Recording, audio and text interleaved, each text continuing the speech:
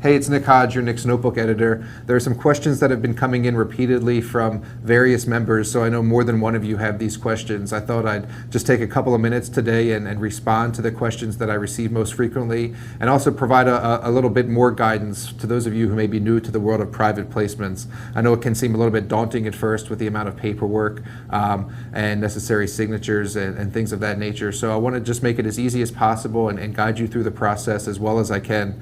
If you have additional concerns or questions, you're welcome to write into Outsider Club customer service anytime, reply to any email you get from Nick's Notebook with a question, or just use the contact form on the Nick's Notebook website. So I hope the following questions and the answers I provide give you a little bit more insight and overview into the world of private placements.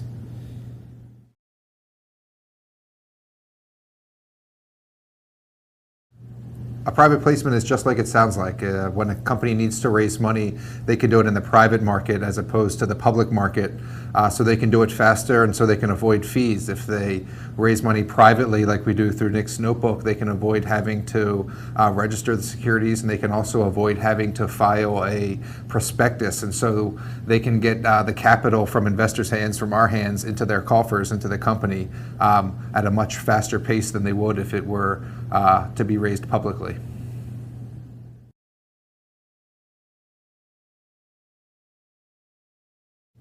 In a private placement like we fund through Nick's Notebook, you fund a company directly, so they issue the securities to you. In that case, they become the issuer. So you're buying the securities or you're buying the shares directly from the company itself.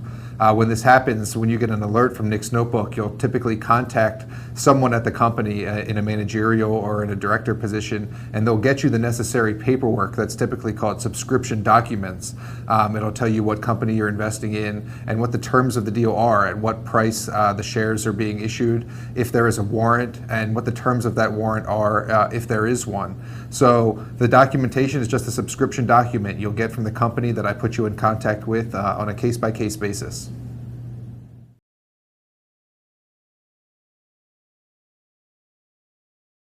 Private placements can be lucrative because in many cases we, the investors, are taking on more risk.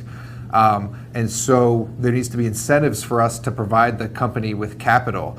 In some cases that can be a discount to market, where you're issued the shares at a discounted price to what they're trading publicly. Or in other cases it can be a warrant to sweeten the pot. So you either get a half warrant or a full warrant that allows you to buy more shares at a future date at a specified price.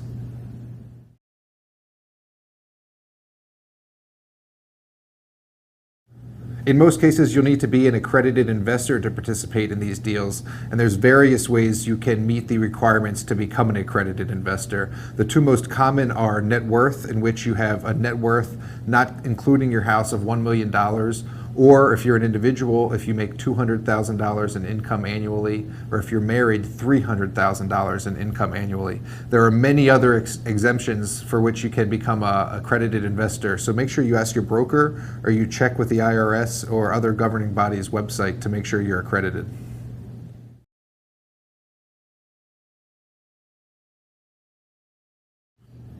Oftentimes there is no minimum to invest in the deals that I give you as a member of Nick's Notebook, but you want to make sure of a couple of things. You want to make sure, one, that it's worth your time and money, and two, that it's worth the company's time and money. Remember, this is sometimes not a cheap process for you or the company. You'll need to be wiring funds, you'll need to fill out subscription documents that are sometimes 30 or 40 pages in length, and then you'll have to parlay with the broker, who in turn will have to parlay with a transfer agent. And so you really want to make sure that the amount of capital involved is worth everybody's time, including your own. And that's a different number for everybody, but typically I would say you don't want to invest in these private placements with less than $5,000. If that's the amount of capital you're looking to invest, that's fine, but you should be buying, I think, that amount in the open market as opposed to trying to invest in a private placement with that amount of capital and involving all these other offices and people.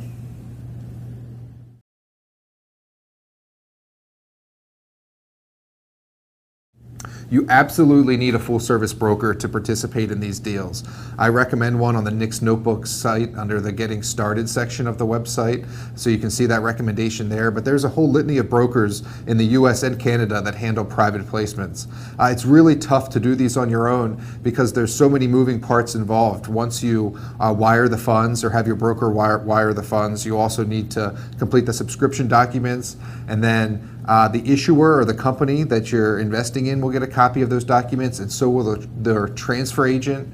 And this gets to involve things about removing the legend off of your shares so they can become free trading after the 4-month hold period. And it's just way too complex for an individual to do on their own. In fact, it may be near impossible. So you want to really make sure you have a high quality, full service broker who can take care of all these steps for you. Really, all you want to be doing when I recommend a placement in Nick's Notebook is filling out and signing the subscription documents, telling the issuer how many shares you want and at what price, and then wiring them the funds. Other than that, your broker should be taking care of everything for you.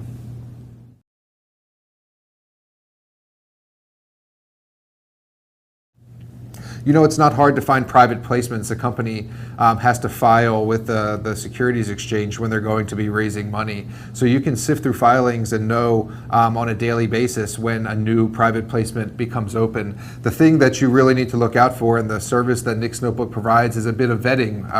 So I know in some cases the executives behind these deals, either I've invested in other companies that they've done, or I know of other companies that they've been behind that have been successful in the past. Or I talk to people about the assets we're investing in. If it's a metal asset or a mining asset, I'll talk to a geologist, or I'll talk to another high net worth investor who has invested in similar deals or deals with the same people. So really, I vet the pedigree, and it's just my network that has afforded me the chance to invest in these private placements, the network that I built over the past decade in this industry. And so I see deals like this all the time, and you may as well, but the secret sauce, if you will, is sort of figuring out which deals are going to be better than other deals, and that's sort of the service I provide to you.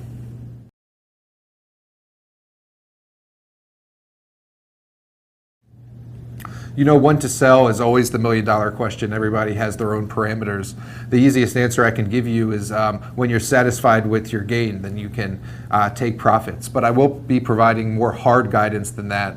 And really, it has to do with time. So Nick's Notebook has only been around for a year. None of the investments that we've funded so far have been trading for a year. And as they come up on that 365-day mark, we'll start to reevaluate and see in which positions we can sort of take some profits on the table to fund our next round of investments, because we can't just keep funding investments in perpetuity, right? We need to take some profits on the table to be able to fund new opportunities. So as the service ages a little bit, as we hit just over a full year in existence, I'll start to provide more hard guidance like that in the issues that I send directly to your inbox. But at the end of the day, if you're happy with your gain, especially if you have warrants that you can hold while you exercise your shares, by all means, take the gain off the table and hold the warrants for additional upside.